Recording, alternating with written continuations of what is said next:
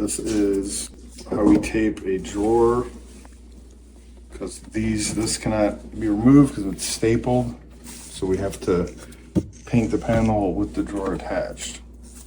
Usually we would not do this. Yeah, usually it comes off. Like 1 in 20, we have to do this. So we're gonna first start with taping the perimeter with some yellow tape.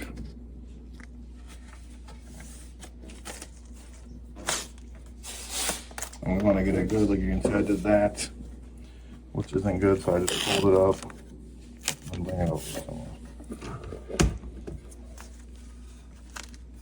Then you want to keep it snug on. You just go roll it around it.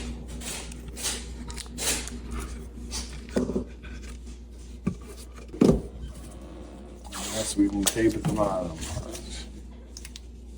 I know there's a lot of lazy people that think, oh, nobody's gonna see that. We can see it. You can see the gap. Is that okay? Oh wait. Where's that? Yeah, that's. Never mind. That's not the gap. There's like a little bit of a gap. So first we do that.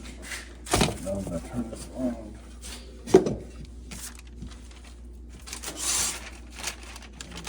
Same thing with paper.